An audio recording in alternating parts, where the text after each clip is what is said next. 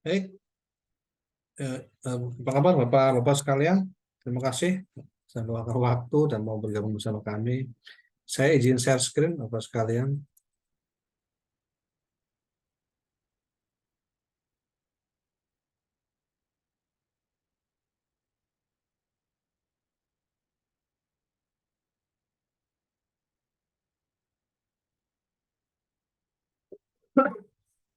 Baik, Bapak-Bapak dan Ibu-Ibu, izin kelasnya saya mulai ya Bapak Ibu. Bismillahirrahmanirrahim. Assalamualaikum warahmatullahi wabarakatuh. Salam sejahtera untuk kita semua. Alhamdulillah bersyukur kita panjatkan pada Tuhan yang Maha Kuasa sehingga pada kesempatan ini kita bisa hadir, bisa bergabung, ya bisa bertatap muka meskipun lewat Zoom untuk mempelajari keilmuan public speaking Bapak Ibu sekalian. Dan saat ini kita online class. Ya, apa sih public speaking dan seperti apa? Nanti kita akan bahas semuanya. Tapi saya proud kepada Bapak dan Ibu ya. Saya salut Bapak dan Ibu sudah mau meluangkan waktunya, mau spare money untuk mengikuti kegiatan ini. Baik, sebelum kita mulai, mari kita sama-sama tundukkan kepala sejenak. Kita berdoa kepada Tuhan agar apa yang kita pelajari, kita lakukan pada hari ini diberi kelancaran dan hasil sesuai dengan yang kita harapkan. Bila dipersilakan.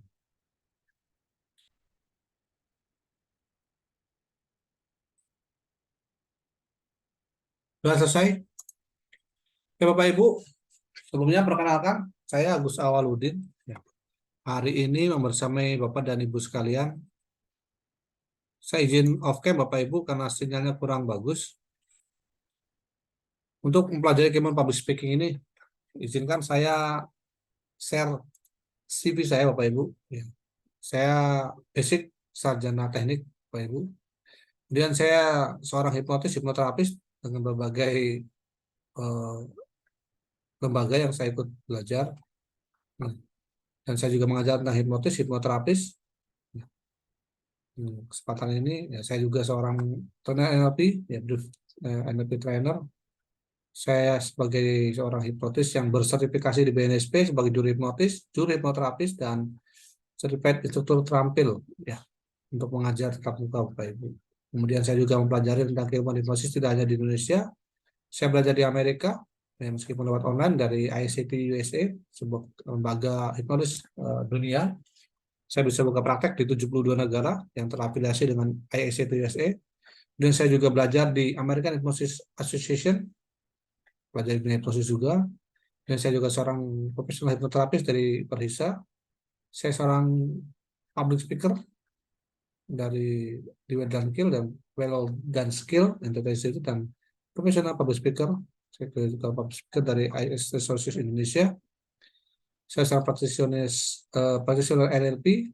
Kemudian saya juga seorang konselor di SS Management dan di rumah saya punya klinik tempat praktek ya, klinik hipnoterapi dari Cirebon. Kemudian di lembaga ini saya tersertifikasi sebagai master trainer di Universitas Institute dan Edukasi Insan Gemilang. Dan sebagai seorang juru pengajar, saya mendapatkan lisensi mengajar dari PKI. Saat ini saya masih belajar di NGH di Amerika dan Inggris, dan di University Open ya masih belajar juga di Italia, meskipun online. Dan saat ini juga saya masih belajar dan kuliah. Saya ambil jurusan psikologi di Buana Perjuangan ya di Karawang, ambil jurusan psikologi dan program profesi psikologi. Demikian Bapak Ibu, sedikit perkenalan dari saya. Ya, saya sudah Bapak Ibu semua lihat dan saya sudah perkenalkan diri saya. Kalau ada istilah tak kenal kata saya, maka hari ini izinkan saya berkenalan Bapak dan Ibu sekalian agar kita saling lebih dekat lagi, ya kita saling mengenal. Jadi tidak ada kata canggung di antara kita saat belajar nanti. Pembelajaran kita akan berjalan selama 3 hari. Jadi kalau kita sudah saling kenal, maka kita akan lebih mudah untuk berkomunikasi dan bersosialisasi. Baik, terima kasih. Silakan Bapak dan Ibu memperkenalkan dirinya.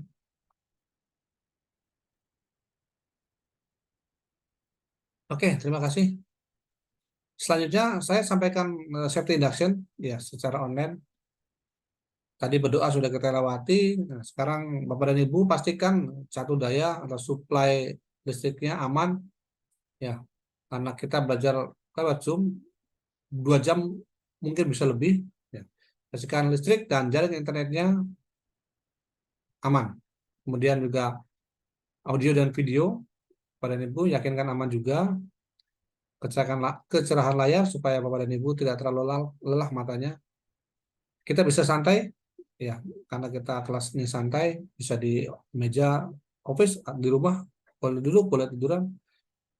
Nah, dan kita siapkan makanan dan minuman agar Bapak Ibu tidak bosan gitu ya. Jadi silakan boleh disiapkan. Kemudian jika Bapak Ibu capek duduk, silakan istirahat gitu. Oke Bapak Ibu. Nah, karena ini kelas saya yang membawakan ya, ini selalu saya bawakan baik di workshop ataupun di online untuk aturan kelas yang saya bawakan. Jadi yang pertama Bapak dan Ibu ya HP-nya silakan di silent. Kalau Bapak Ibu menggunakan HP, silent nada deringnya, biar Bapak dan Ibu fokus ke saya. Ya. Saya ingin Bapak dan Ibu fokus. Sederhananya kita belajar fokus yaitu melihat apa yang saya jelaskan, ya mendengarkan apa yang saya sampaikan dan melakukan apa yang saya instruksikan. Ya. Jadi meskipun kita online Bapak Ibu akan berinteraksi, saya tidak akan buka sesi tanya jawab selama kelas berlangsung. Jadi pada saat ada yang ingin ditanyakan, silakan Bapak Ibu langsung tanyakan dan kita akan langsung paparkan jawabannya selama itu bisa kami sampaikan. Oke Bapak dan Ibu, mohon izin ya. Saat ini saya izin menganalogikan pikiran Bapak dan Ibu sekalian menjadi sebuah gelas, ya, yaitu gelas pikiran. Izin boleh Bapak Ibu ya? Ya. Jadi saat ini mungkin Bapak dan Ibu pernah belajar public speaking di mana, Bapak dan Ibu dari pagi sampai malam ini sudah punya pikiran yang banyak, tapi masih mau meluangkan waktunya. Nah, saat ini saya izin Bapak Ibu sekalian menganalogkan pikirannya sebagai sebuah gelas. Ya. Saya tidak meminta Bapak dan Ibu mengosongkan gelas pikirannya. Saya hanya meminta Bapak dan Ibu kurangi isi gelas pikirannya karena belajar dari siapapun dengan penuh ketulusan. Walaupun Bapak Ibu mungkin sudah pernah tahu, sudah pernah dapat, karena pengetahuan yang diperoleh akan bermanfaat dan penuh keberkahan. Oleh Bapak Ibu ya. Dan satu lagi Bapak dan Ibu, pengetahuan yang Bapak dan Ibu ikuti saat ini, jadikan sebagai pelengkap pengetahuan Bapak dan Ibu. Mungkin Bapak dan Ibu sudah lebih tahu dari saya, mungkin Bapak dan Ibu sudah pernah dapat lebih dari saya, tapi saat ini apa yang nanti disampaikan, silakan Bapak dan Ibu ambil sebagai sebuah puzzle untuk melengkapi pengetahuan dan kehidupan Bapak dan Ibu sekalian. Baik, selanjutnya sebelum kita masuk materi, saya ada sebuah gambar tentang persepsi Bapak Ibu. Jadi gambar ini silakan Bapak dan Ibu boleh lihat. Dan saya akan beri waktu 15 detik, kemudian saya akan tanya satu gambar apa yang Bapak dan Ibu lihat. Oke, siap? Standby semuanya Bapak dan Ibu. Boleh fokus. 3, 2, 1.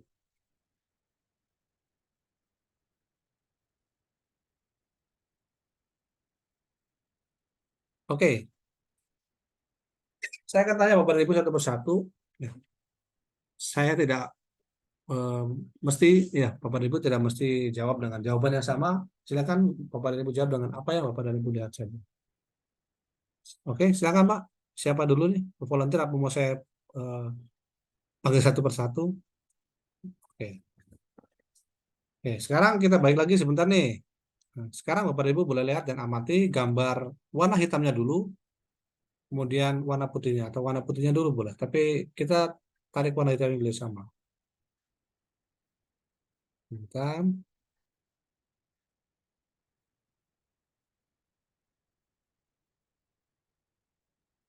Sudah rubah jawabannya? Jawabannya apa tadi? Banyak rata-rata yang perempuan dipeluk dari belakang ya tanpa pakai baju laki-laki. Tapi kalau gambar ini dilihatkan sama anak saya gitu yang umurnya masih kecil, yang dilihat ada ikan lumba-lumba Bapak Ibu.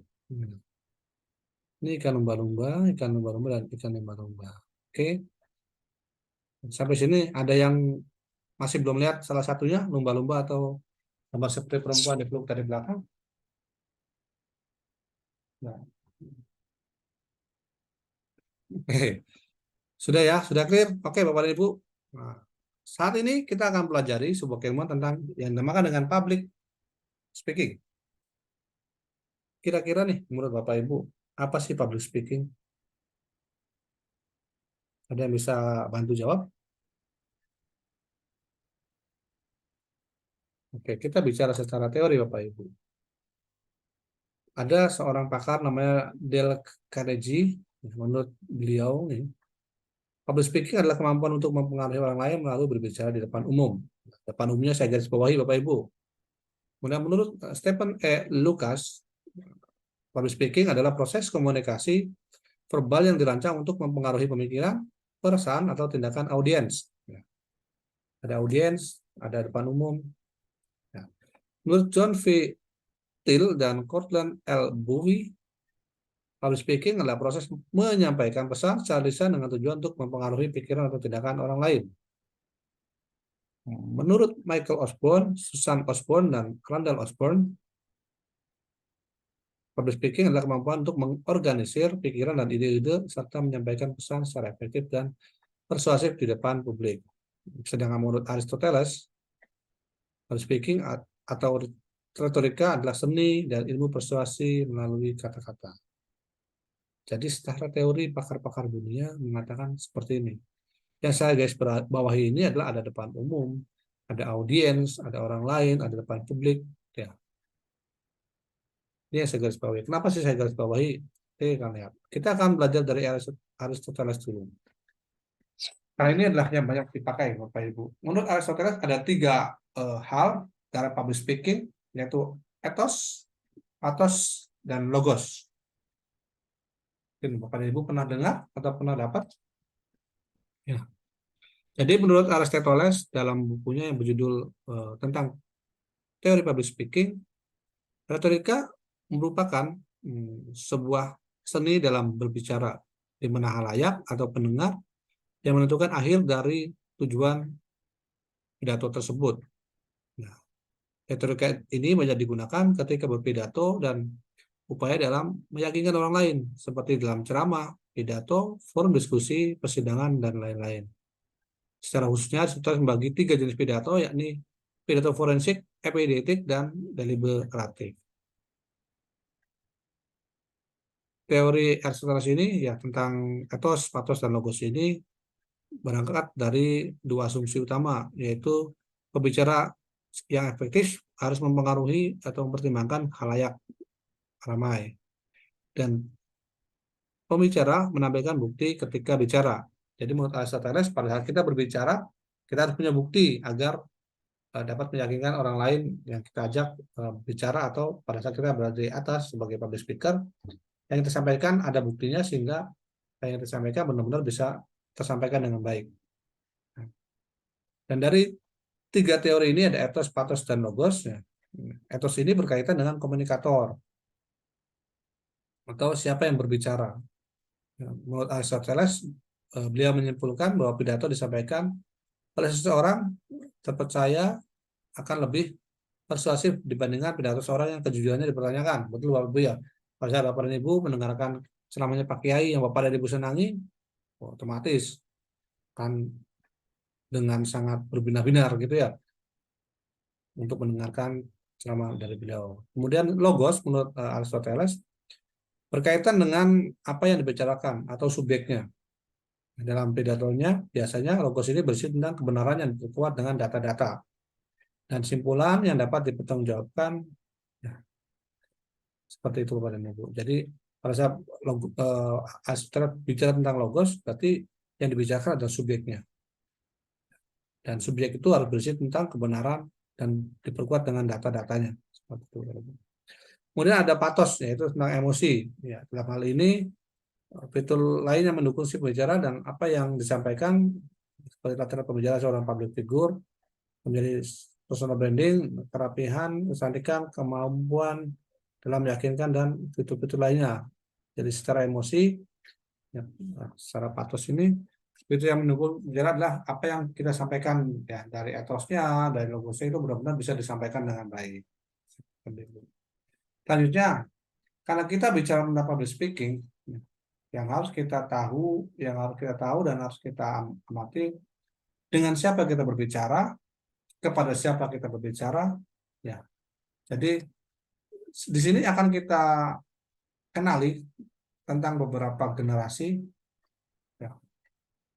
Dengan mengenali generasi ini, kita akan dapat berbicara dengan baik dengan versi mereka. Ya. Jadi pada saat kita berkomunikasi, kita harus memperlihatkan dan kita harus mengamati generasi mana sih yang kita ajak diskusi atau kita ajak bicara atau pada saat kita di depan. Oh, saya bicara dengan generasi mana nih? Jadi kita dengan pengetahuan ini minimalnya Bapak Ibu bisa mengetahui karakter ya atau caranya berdialog pada saat Bapak Ibu sebagai seorang public speaker pada generasi-generasi ini. Oke, kita akan menuju generasi pertama yaitu generasi Write Me. Ini baby boomers ya. Biasanya lahir antara 1946 sampai 1964. Biasanya komunikasinya empat mata dan membangun kedekatan. Kemudian sulit beradaptasi dengan teknologi. Maklum karena usianya ini seumuran kakek nenek kita kan gitu ya Bapak Ibu. Kan ada Bapak Ibu yang seusia di sini kelahiran tahun ini ya. Komunikasinya empat mata karena zaman itu belum ada HP kan gitu ya. Belum ada lain-lain lah. Telepon juga susah, televisi juga masih jarang-jarang kan. Kemudian ada generasi Call Me. Nah, ini bisa disebut dengan Gen X Generation. Biasanya komunikasinya singkat, ringkas, empati, dan junjung sopan santun. Lebih suka menggunakan phone call daripada email dan chat. Ya, ini generasi saya nih Bapak Ibu. Nah, jadi generasi yang lahir di antara tahun-tahun ini seperti itu. Dan selanjutnya ada generasi email me, ini yang lahir tahun 1981-1997. Komunikasi biasanya santai, informal, dan cenderung mudah terdistraksi. Cepat beradaptasi terhadap perkembangan teknologi. Mungkin Bapak dan Ibu yang ada di generasi ini merasakan ya, saya juga kan antara generasi Gen X dan MLM ini, saya dulu waktu pertama kali belajar komputer, mungkin ada yang seumuran saya ya, masih belajarnya DOS, OS, Lotus, The Best, ya. Dulu sangat, kalau mau ngetik di WS itu kan harus titik PM berapa, titik M berapa, seperti itu. Jadi bagi yang generasi ini kan tahu, tapi pada saat kita menuju generasi berikutnya, generasi Z-Me, ini Gen Z, ya, dari 98 sampai 2010, ini banyak berkomunikasi dan aktivitasnya menggunakan media sosial, mudah dan sangat cepat beradaptasi dengan teknologi. Ini generasi adik-adik saya. Jadi benar-benar ini generasi yang mudah berkembang. Ada lagi satu generasi yang namanya generasi Alpha. Ya, terus sekarang di Gen A, Gen A Generation. Lahir antara 2010 dan 2020.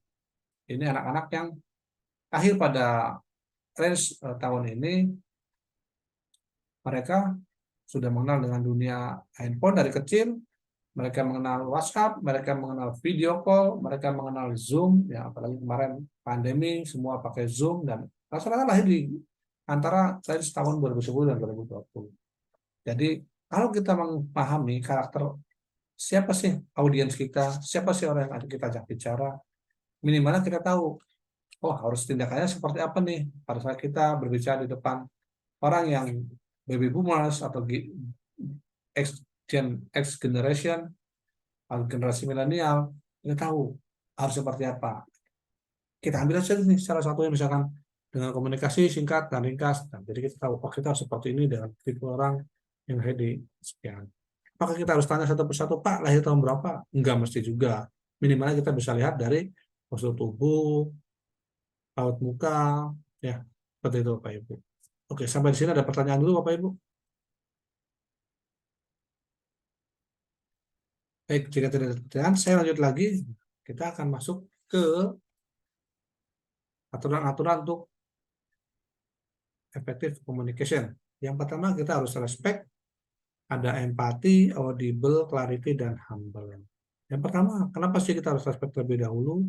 Ada yang bisa bantu saya? Yang kedua, kenapa sih kita harus empati? Kenapa sih kita harus respect? Ya, pada saat kita menjadi seorang public speaker, ya, kita harus bisa menghormati audiens kita, orang yang kita ajak bicara, agar terjalin komunikasi yang baik. Kemudian, kenapa kita harus empati? Ya, ini adalah kemampuan kita kita untuk menempatkan diri kita. Seperti tadi di awal, kita bisa menempatkan diri kita pada generasi-generasi tersebut. Jadi pada saat kita berbicara dengan generasi X, generasi apa, atau generasi yang lebih tinggi lagi, kita tahu nih, kita bisa, oh diri saya harus seperti ini nih. Nah, seperti itu. Kemudian audible. Ya, apa yang kita sampaikan, apa yang kita jelaskan, bisa diterima dengan baik oleh audiens. Cara seperti apa ya kita komunikatif. Kemudian ada juga clarity, kejelasan pesan. Ini audible dan clarity ini saling berhubungan. Kenapa? Karena pada saat kita menyampaikan dan bisa diterima dengan baik, otomatis pesan kita jelas. Nah, jadi kejelasan pesan ini sangat penting pada saat Bapak dan Ibu menjadi seorang public speaking. Kemudian yang terakhir adalah humble, rendah hati. Meskipun kita berbicara di depan, ketika kita lihat orang yang generasinya di atas kita, ya tetap kita harus rendah hati. Karena bagaimanapun apa yang kita sampaikan, mungkin mereka sudah pernah dapat, mereka sudah pernah tahu, tapi mereka masih mau ya duduk mendengarkan kita berbicara sebagai public speaking. Pada saat kita menyampaikan sesuatu seorang public speaker, ada 5 komponen ya yang kita harus lakukan dalam kita berkomunikasi. Yang pertama ada message, ada sender, delivery channel, receiver, dan feedback. Ibu, kalau saya sudah terlalu cepat, tolong kasih tahu saya. Oke. Yang pertama itu message. Ada pesan. Yang apa sih yang akan kita sampaikan sebagai public speaking nih? Kita berbicara di depan publik, misalkan saya biasa tentang dunia hipnosis dan hipnoterapi Bapak Ibu. Jadi saya menyampaikan, saya menguasai materi saya nih. Pada saat Anda menyampaikan message, Anda harus menguasai materi yang akan Anda sampaikan saat Anda menjadi seorang public speaking. Misalkan saya seorang hipnotis atau hipnoterapis lah. Saya sampaikan sebagai seorang hipnotis ya. Pada saat saya menyampaikan, atau saya mengajak audiens ya di panggung pada saat saya bermain hipnosis, saya sampaikan tentang hipnosis terlebih dahulu supaya tidak terjadi salah persepsi Bapak Ibu. Jadi pada saat sampaikan, saya jelaskan dulu sedikit mengenal tentang apa itu pikiran sadar, apa itu pikiran bawah sadar, bagaimana cara masuk ke pikiran bawah sadar. Jadi kita bawa audiens masuk ke kita. Nah, ada sender atau penyampainya. Penyampaiannya itu benar-benar karena kita memahami tentang apa yang kita sampaikan, ya tentang pesan yang mau kita sampaikan, otomatis akan tersampaikan dengan baik. Dan delivery channelnya, ya channel untuk menyampaikannya, kita bisa susun dan kita bisa lakukan. Kemudian apa yang kita sampaikan bisa diterima dengan baik oleh orang-orang yang ada di depan kita atau audiens kita. Nah, setelah itu kita minta feedback dari mereka harus seperti apa nih kalau kita seperti ini atau seperti itu. Oke, nah ini adalah problem-problem Bapak Ibu pada saat Bapak dan Ibu melakukan public speaking. Ya, bagi orang yang pertama kali, ya, atau inilah seorang yang namanya Mario Teguh saja pada saat ini public speaking dia masih harus menghilangkan nervousnya. Siapa yang tidak kenal dengan Mario Teguh, tetap dia menghilangkan nervousnya terlebih dahulu di belakang panggung Bapak Ibu. Nih, nervous, kecemasan, atau pengaruh hormon. Ini problem utama. Pada saat kita nervous, otomatis kecemasan kita akan naik, Bapak Ibu. Dan pada saat kecemasan naik, bisa juga asam lambung kita naik. Ya. Problem ini yang sering atau banyak orang ya dengan problem seperti ini. Saya seorang hipnoterapis, saya pernah menterapi seorang anak yang gampang nervous, sedikit-sedikit nervous. Bahkan dia pernah kecil di celana. Dia bukan anak-anak lagi, saya kategorikan sudah dewasa karena sudah SMA. Ya. Secara dia depan orang banyak, dia sudah terbiasa. Dia seorang pemain basket. Dia bahkan masuk sekolahnya pun karena prestasi basketnya. Tapi pada saat dia ya, berbicara di depan publik tentang sesuatu yang ingin disampaikan, dia sampai mual-mual dan pernah beberapa kali sampai dia harus ke toilet kan dia merasa nggak mampu dan harus diselamatkan. Nanti kita jelaskan detailnya pada saat sesi berikutnya ya, hari kedua atau hari ketiga nanti tentang cara menangani kecemasan ini. Kemudian ada teknik public speaking. Nah, saat inilah Bapak dan Ibu belajar tentang public speaking. Kita akan belajar teknik-tekniknya, bagaimana sih cara menggunakan nervous, bagaimana cara kita yang baik untuk berbicara di depan publik. Kemudian yang ketiga tentang penguasaan materinya ya. Jadi Bapak dan Ibu, pada saat Bapak dan Ibu ingin berbicara di depan publik sebagai public speaker, yakinkan dulu penguasaan materinya sudah sangat baik. Jadi Bapak dan Ibu bisa baca berulang-ulang, Bapak dan Ibu bisa pelajari berulang-ulang. Jadi pada saat Bapak dan Ibu sampaikan, Bapak dan Ibu benar-benar menguasai materi yang Bapak dan Ibu ingin sampaikan ke audiens. Karena pada saat Bapak dan Ibu tidak menguasai materi, tahu-tahu Bapak dan Ibu berbicara di depan publik pada saat agak sedikit blank. Apa yang ingin disampaikan semuanya bubar, buyar Bapak Ibu. Sampai di sini ada pertanyaan dulu. Oke, kalau tidak ada, saya lanjut lagi. Nah, ini ada simptom ya atau gejala yang timbul pada saat seseorang mengalami nervous. Yang pertama adalah jantung semakin cepat, lutut atau suaranya akan terdengar bergetar, biasanya berkeringat dingin, bisa pusing, kejang perut, atau mual, matanya berair, dan yang kerentetan semua 6 ini bisa menyebabkan yang namanya lupa materi. Makanya tadi kan benar bisa materi. Kenapa sih? Ya, pada saat kita nervous, simptomnya keluar, gejalanya itu keluar, detak jantung makin cepat.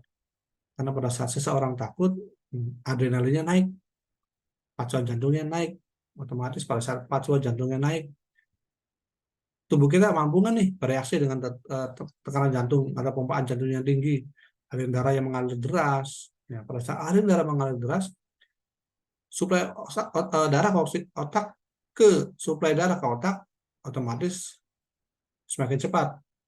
Biasanya paru-paru tidak mampu nih mengikuti aliran darah mengalir ke otak, sehingga terjadilah ngos-ngosan, kepalanya pusing. Ya, itu sebenarnya akibat dari fisik, ya, akibat dari metabolisme. Sampai sini ada pertanyaan dulu.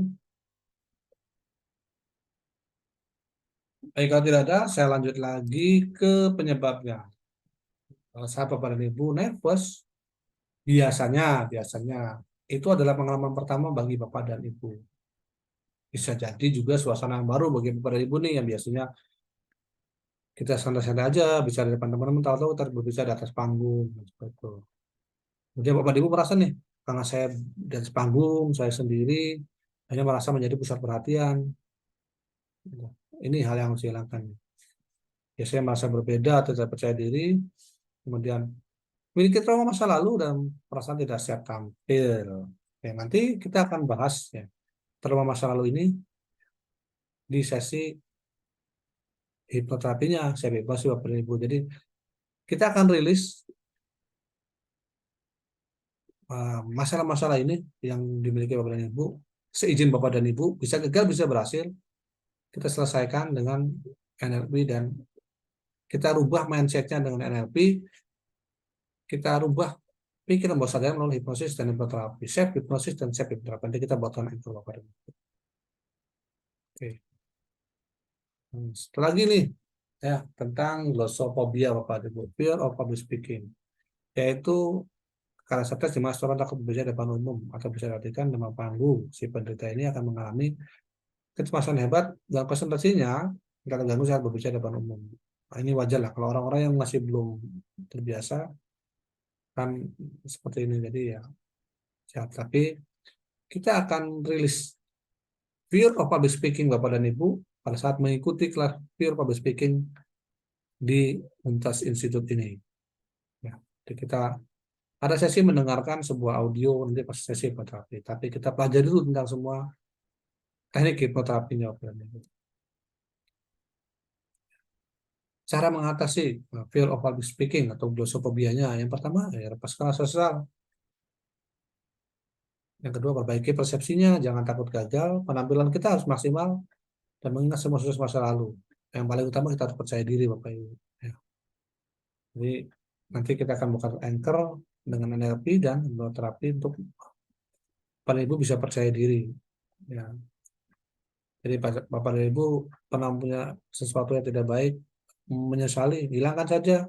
Perbaiki persepsi diri Bapak dan Ibu. Jangan takut gagal, penampilan maksimal dengan semua masa lalu. Nanti kita akan buat ya.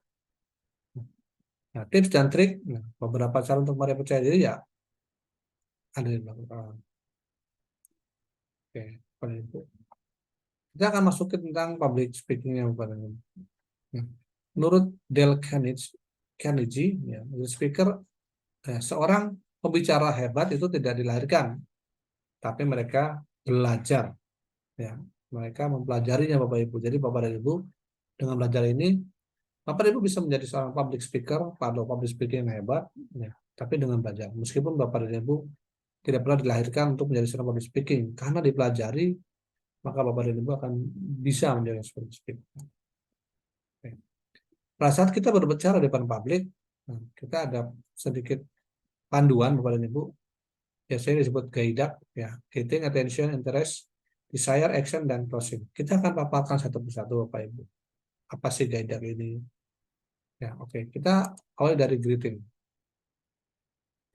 Pada saat Bapak dan Ibu ya memulai sesuatu sebagai seorang yang berbicara di depan publik, harus memberikan salam dengan senyum dan semangat. Seperti tadi saya di awal, selamat malam Bapak Ibu, saya bisa tersenyum dan saya memberikan semangat kepada Ibu. Kemudian pada Ibu kita cari attention, kalimat yang menyedot perhatian, bisa jadi pertanyaan, bisa jadi quote, ya, bisa jadi t-shirt, bisa jadi fakta atau kejadian menarik atas Bapak Ibu silakan olah sendiri bagaimana Bapak dan Ibu memberikan attention agar orang-orang bisa nyedot. Kalau saya biasa itu Bapak dan Ibu. Kemudian interest, janjikan sesuatu yang menarik dan penting. Format formula bisa tips sukses seperti apa, konsultasi ya, strategi, cara mudah untuk mendapatkan kesuksesan, bisa kesejahteraan, bisa kesehatan finansial, bisa kebahagiaan hidup dan lain-lain. Silakan Bapak dan Ibu bisa gali bagaimana kita bisa membuat orang interest kepada kita saat kita depan. Kemudian desire, tunjukkan sesuatu yang memanggilkan hasrat. Nah, sampaikan perubahan yang Bapak dan Ibu alami nih, teman-teman alami, bisa kebahagiaan, bisa kesehatan, bisa kesejahteraan finansial, kemudahan dan berbagai kenyamanan lain yang benar-benar telah dirasakan oleh Bapak dan Ibu sendiri. Seperti Bapak dan Ibu. Jadi teman-teman nih, saya merasa seperti ini. Itu silakan Bapak, ya, supaya terolah dengan baik. Oke. Dan yang terakhir, bukan yang keempat ya, jadi ya, dorong audiens segera bertindak. Pada saat Bapak dan Ibu selesai dari ikut kelas public speaking ini, Bapak dan Ibu harus berubah. Bapak dan Ibu harus mencoba. Ya, kalau Bapak dan Ibu tidak mencoba, sama saja Bapak dan Ibu hanya membuang-buang uang. Saya kasih ini, Bapak dan Ibu hanya buang-buang uang di kelas ini. Bapak dan Ibu silakan mulai fokus, silakan mulai berbagi, untuk mengembangkan jaringan Bapak dan Ibu sekarang, bahwa Bapak dan Ibu tunjukkan bahwa kita ini sudah bisa berbicara depan publik dengan baik. Kita harus mendorong audiens segera bertindak untuk mudah-mudahan seperti itu. Contohnya seperti itu, ada closing.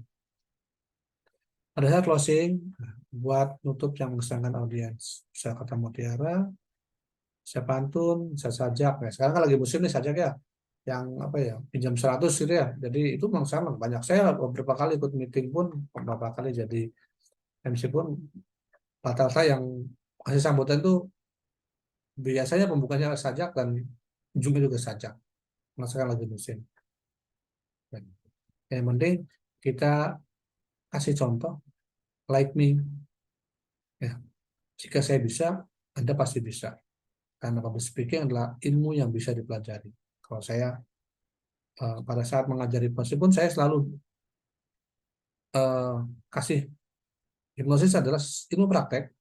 Pada saat pada ibu belajar, pada ibu harus praktek. Saya bisa, pasti Anda bisa. Karena semua yang saya sampaikan dan saya pelajari pun saya ajarkan dengan apa yang pernah saya pelajari dan saya ramu yang paling mudahnya.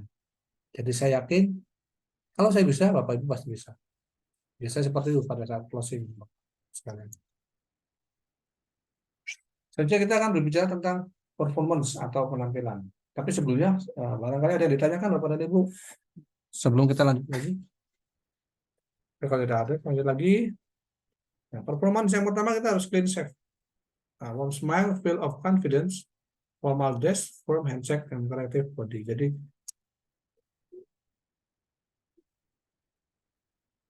ya, pada saat kita tampil sebagai speaker, ya, diri kita sendiri harus benar-benar clean, nah, harus mudah senyum dengan hangat, memiliki percaya diri yang sangat tinggi, biasanya harus menggunakan pakaian yang formal, disesuaikan dengan acara, biar dan kita bisa menggerakkan tangan kita dan bisa mengoreksi tubuh kita. Ya, untuk formal communication ada rumusnya, Bapak Ibu, disingkat GRIT, greeting, respect, ethic, academic, and time. Untuk greeting, ucapkan salam dengan baik. Untuk respect, tunjukkan rasa hormat. Sampaikan penghormatan secara hierarki. Untuk etik, perhatikan etikanya, tata keramanya dan sopan santunnya. Akademiknya, pilih bahasa intelek, baku, baik dan benar, dan sistematis. Waktunya, kita perhatikan waktu. Ya, pada kita bicara, biasanya dari panitia akan memberikan ini sekian menit. Nah, itu benar-benar kita perhatikan waktu. Jadi apa yang disampaikan bisa tersampaikan dengan singkat dan padat dan jelas. Oke, Bapak dan Ibu. Sedangkan untuk non formal communication, ya, ada green, relax, enjoy, enthusiast, and necessary. Oke, oke. Bapak dan Ibu, nah, kita tadi sampaikan kita akan berpraktek Bapak Ibu. Ya. Meskipun kita online, tapi tetap ada sesi praktek.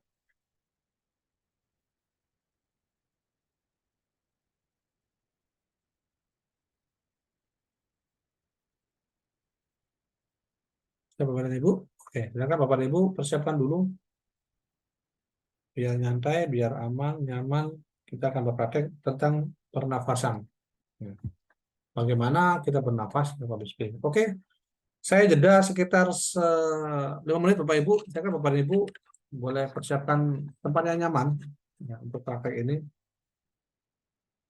Saya kasih waktu 5 menit Bapak Ibu untuk jeda.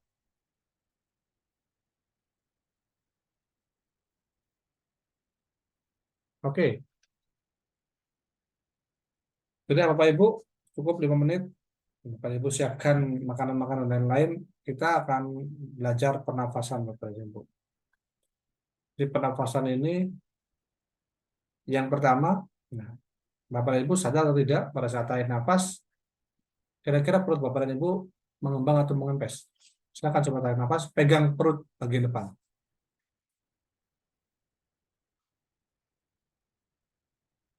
Oke, lakukan sih 3 kali.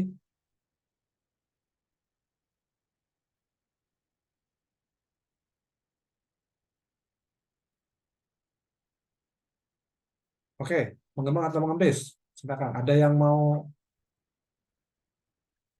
kasih jawaban, boleh dicek. Oke, ini jawabannya Bapak dan Ibu. Saat kita tarik nafas, maka perut kita akan mengembang atau mengembung. Dan saat kita buang nafas, perut kita akan mengempes. Nah, kira-kira ada yang kebalik gak dulu nih? Kalau Bapak dan Ibu pada saat tarik nafas perut ngempes, napasnya saya jamin, saya yakinkan napasnya pasti nggak panjang. Karena sudah salah cara bernapasnya. Oke. Ada pertanyaan dulu? Atau ada yang mau disangka dulu nih tentang pernapasan?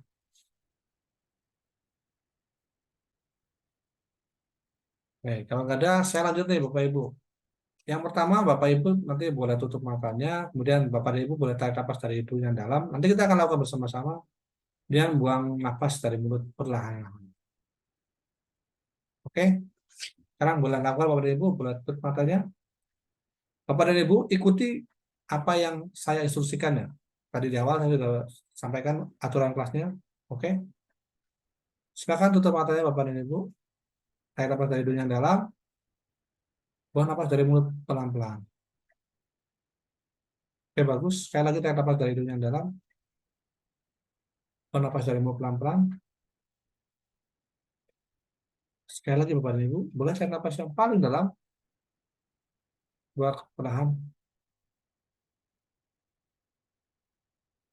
Oke, bagus Bapak dan Ibu. Sekarang silakan buka mata Bapak Ibu, lihat lagi ke depan.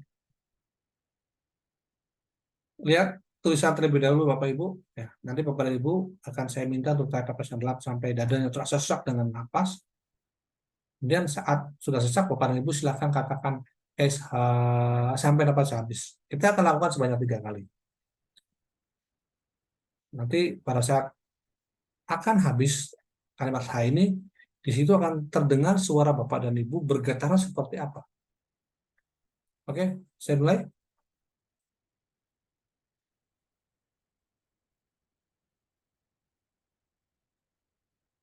SH.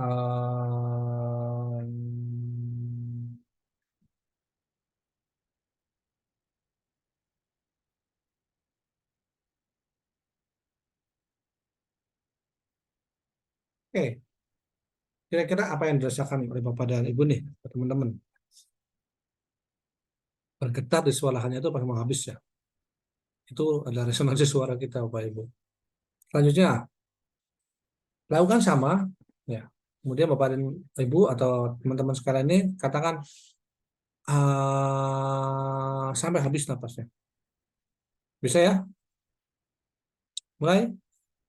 Ah, oke, 3 kali. Oke, kita lakukan bersama-sama ya. Ini yang kedua.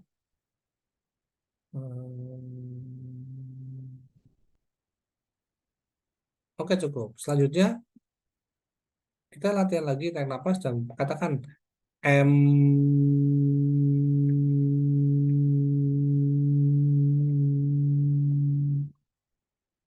Lakukan Bapak Ibu.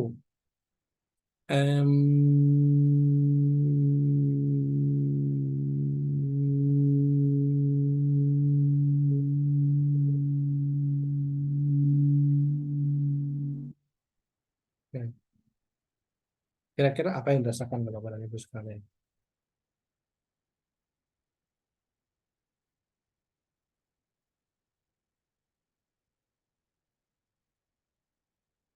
Itu adalah latihan teknik pernapasan dan vokal.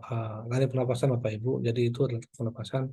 Ini biasanya dilakukan untuk mengatur napas ya pada saat kebetulan kami ini praktisi dari ini adalah Bapak Ibu belajar tentang ibu sistem global akan kumulatif dan saya rasakan itu sangat efektif dilatih untuk public speaking Bapak dan Ibu. Nanti Bapak Ibu bisa lakukan sendiri. Selanjutnya kita akan bicara tentang kualitas vokal. Ada intonasi, artikulasi, aksentuasi, tone, power, pressuring, vibrasi, speed atau tempo, dan pernafasan terakhir adalah infleksi. Di mana intonasi itu adalah tinggi rendahnya suara, artikulasi kejelasan pengucapan, aksentuasi pemberian teknik suara, tone nada suara, power adalah kekuatan suara sendiri, dan pressing adalah pemenggalan kata yang tepat, vibrasi kita harus pada suara, tempo adalah cepat lambatnya kita mengeluarkan kalimat. Nah, pernapasan bisa menggunakan diafragma tadi, dan infleksi adalah tentang perubahan nada suara. Jadi, pada saat Bapak dan Ibu menjadi seorang public speaker, Bapak dan Ibu ingat kata-kata ini saja. Selanjutnya, ini adalah kita coba challenge dengan suara pramugari ini. Ya, silakan nanti kita berpraktek. Silakan, saya coba dulu. Selamat sore, para tamu yang terhormat. Selamat datang dalam pesawat Garuda Indonesia Airways dengan penerbangan nomor ID 230124 dengan tujuan Medan. Tujuan Medan akan ditempuh dalam waktu 3 jam dengan ketinggian jelajah 53.000 di atas permukaan bumi. Terima kasih. Oke. Silakan. Yang kedua, saya contohkan dulu. Mohon perhatian, sesaat lagi kereta api Argo Cirebon akan tiba di stasiun Cirebon. Bagi Anda yang akan mengakhiri perjalanan di stasiun Cirebon, Kami persilakan untuk mempersiapkan diri. Periksa dan teliti kembali barang bawaan Anda. Jangan sampai ada yang tertinggal ataupun tertukar.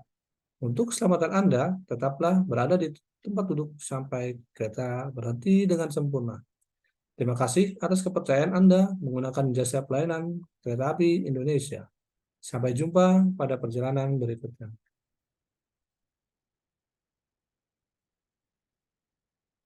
Kurang lebih seperti itu, Bapak. Ini kita praktek ya. Nah, selanjutnya kita akan bicara tentang vocal speaker nih. Ada ini yang namanya pronunciator ya. Kita melatih di depan orang lain lagi bisa langsung dicek jika ada kesalahan dalam pelafalan. Nanti kita praktekkan Bapak Ibu ya. Biar enak pada saat selesai Bapak Ibu tahu apa sih pronunciator. Kemudian artikulasi ya. Kita harus jelas A, I, U, E, O. A itu harus membuka rahangnya. I seperti apa, U, E, O itu seperti apa, itu harus benar-benar jelas. Ya. Kemudian dialek. Dialek ini ya mungkin bagi masyarakat Indonesia yang beraneka ragam suku bahasa, eh, dialeknya masing-masing. Ada orang Medan dengan dialog Medannya, orang Jawa Jawanya, Sunda dengan Sundanya, Makassar, Ambon, Papua, Nusa Tenggara dengan masing-masing. Ya, daerah tertentu itu dapat memberikan image negatif bagi si speaker. Kenapa? Biasanya kita kan, tapi kalau kita ya, ada di Sunda nih kita coba-coba atuh, hei, nah itu masih oke lah gitu. Tapi kalau tahu-tahu kita ke Medan, atuh, hei, atau gih ke dalam Jawa, itu jangan, itu harus dihindari Bapak Ibu. Nah, terus pada saat kita berbicara, kita harus bisa pause memberikan tanda untuk mengakhiri dan memberikan kesan dramatis. Ada pitch juga, latihan dengan merekam atau membuat suara tidak terdengar monoton. Pada volume, jika volume terlalu kencang, maka akan terdengar mendikte. Namun, jika terlalu pelan, akan mendengarkan tidak percaya diri. Untuk hal ini, pahami ruang bicara dengan siapa kita berbicara. Ini kembali lagi ke awal tadi. Dengan siapa kita berbicara, generasi mana. Nah, itu benar-benar harus dipahami oleh para public speaker. Kemudian dalam public speaker ada istilah power filler words. Ya, itu lah ya. Jadi contohnya Bapak dan Ibu. Nah, public speaker itu biasanya nah inilah itu adalah filler words ya. Jadi kita akan sudah terbuka. Kenapa sih filler word terjadi? Ya, pada saat mulut sudah terbuka, masukan kata-kata dari otak kita telat nih datang, akibatnya keluar suara eh, nah seperti itu. Jadi kita harus pelan-pelan nih pada saat kita speaking agar tidak terjadi yang namanya filler words. Caranya nih untuk berlatih menghilangkan filler words seperti apa? Nah, yang pertama kita menggerakkan bibir selama 2 menit. Kalian pers mengaum, gitu atau tong with trill, mengetahui kita seleo, boleh sekarang dengan menjat rahang atau tonjue twister ya. Dengan kalimat kelapa diparut, kepala diurut, kuku-kuku, kaki kakekku kaku karena dipaku, misalkan. Nanti warming vokal dia melakukan itu dengan maksimal a i u e o ra ri ru re ro.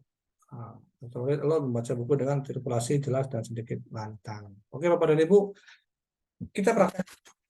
Kita akan mulai. Oke, materi sampai di sini.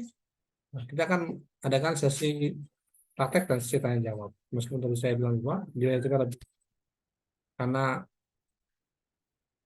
materi untuk hari pertama sudah cukup sampai di sini dulu. Oke, silakan Bapak dan Ibu.